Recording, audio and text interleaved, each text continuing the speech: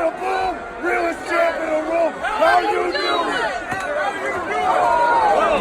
Like the video, subscribe to the channel, and turn on those notifications. And once you're done, leave a comment down below and I just might end up responding.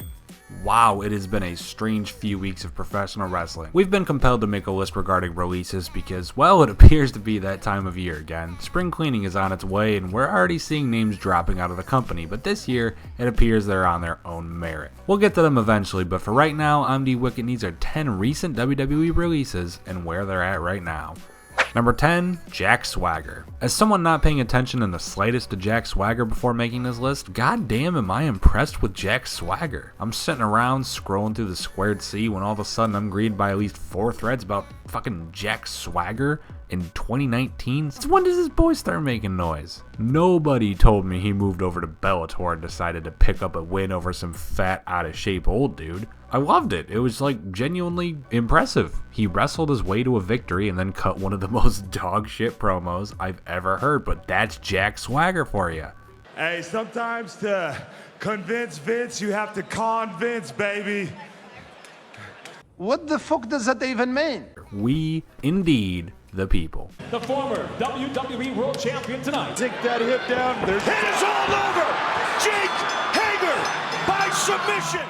Number 9, James Ellsworth. Big yikes going out to my boy Ellsworth because he got himself wrapped up in scandals right about now.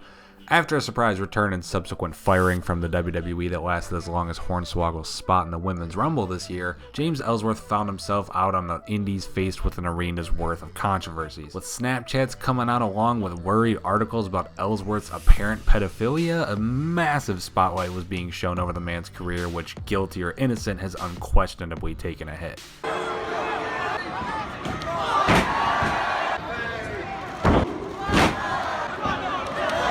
Number 8, Rich Swann. You know, did anyone else just completely forget that Rich Swann, happened? A fairly talented guy with a fair amount of fan investment on a fairly meh wrestling show, it isn't really all that surprising he's gotten lost in the shuffle over the years. I mean, can you even tell me how many years it's been since he left the WWE? Or even if he left or was fired? Because without polling some of the stunts later names on this list would poll, or doing bigger things, he's just sort of Rich Swann, you know? Last I heard from the lad, he was signed to Impact Wrestling, and I believe he's the X Division champion? If that's a thing, I'm honestly not too sure. Impact ain't my thing. The second. Bam! Nailed it. That's got to be enough. Got him. Number 7, Emma. Another wrestler you could very easily forget. She had about the exact opposite time you can have in WWE compared to Rich Swann. Swann came into the WWE during a revolutionary cruiserweight tournament, stayed right on one path for his entire career, knobbed the tell belt in his lane, and then left. Emma, on the other hand, came up before her revolution, actually planting its seeds down in NXT. Came up on the main roster with about 7 different angles in total, including Santino's friend with the girl Cobra and fucking Emelina that was 18 miserable weeks that went nowhere before never even gaining a legitimate Twitter campaign and then being fired. Jesus Christ, Emma. As of February 2018, she's been signed to ROH, but currently finds herself on the injured list.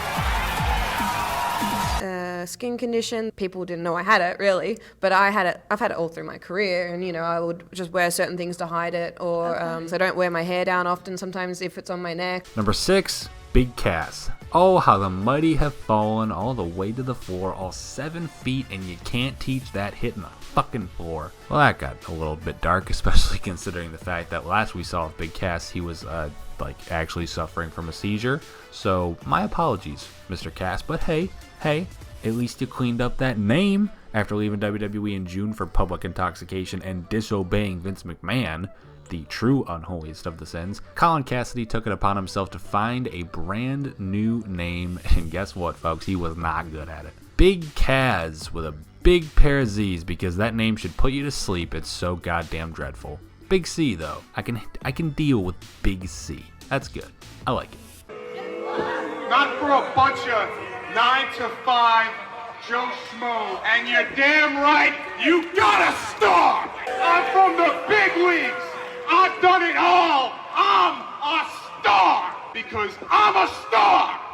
Number 5, Austin Aries. Is it just the cruiserweights, or does anyone else totally not remember the fact that Austin Aries had a stint within the WWE? After underwhelming in NXT, debuting on the same show as Shinsuke Nakamura, mind you, Aries climbed the 205 Live ranks all the way to the top and found himself in a winless cycling feud with Neville, and by that I don't mean he kept losing bicycle races to Neville, I mean he continually lost in a feud that never seemed to end.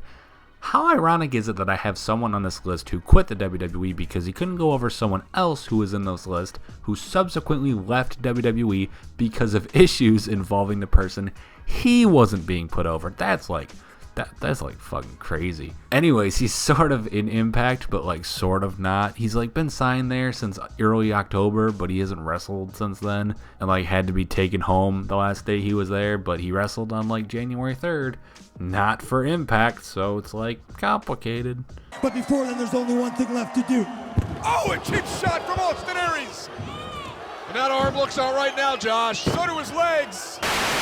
Number 4, Hideo Itami. Okay. Alright, it's time to get interesting and technically start lying. Hideo Itami was not yet released from WWE, but he will be.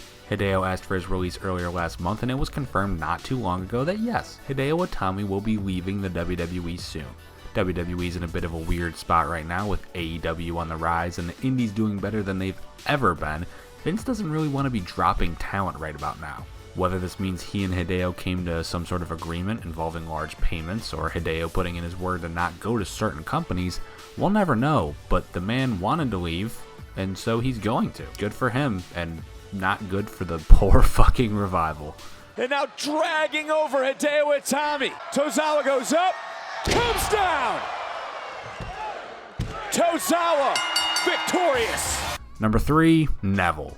Neville is officially Pac again, and I'm officially happy again. But no, seriously, Neville was probably the best wrestler in WWE throughout 2017, and the fact that he was so constantly wasted on a division they're just barely starting to properly invest in still baffles me. Please show up in AEW, Neville. You're the kind of name they could use, abuse, and make serious money off of. And for you too. I am here in AEW. I am already a champion in the likes of you, Hangman Page. Number 2, Dean Ambrose. The other and admittedly much more prominent wrestler in the Hideo Itami situation, we have wacky uncle himself, Dean Ambrose, who has chosen to not renew his contract and will leave the WWE this April. Wow. Like, wow, that's huge. Like, the Shield were always looked at as the future of WWE, and now Vince is only going to have one of them left come summertime, assuming Roman's leukemia isn't going away for another 11 years anytime soon. I can't say I'm too surprised, or like, even that disappointed. I mean, I've been constantly let down by WWE themselves for their handling of Ambrose, so it feels sort of like some poetic justice that he'll be leaving them behind. I only got one thing to say to you. Slay the beast. And number 1, Enzo Amore. I mean, fucking Christ, do I really need to talk about this idiot? The former wrestler and former rapper, you remember that shit? Just couldn't contain himself from the public eye. Despite WWE's attempts to distance themselves from this walking train wreck multiple times, he always somehow ends up back on the front page of the squared circle, doesn't he? From backstage brawls to being thrown off the bus to showing up at TLC and being thrown out of the arena to protesting outside of said arena, it's just...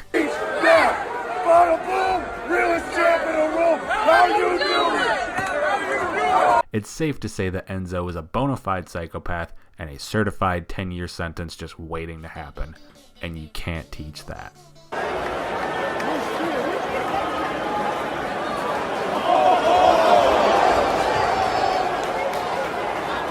And those are 10 WWE releases and what they are up to nowadays. What are your thoughts? Let us know in the comments down below after liking the video, subscribing to the channel, and notifications, ring that bell.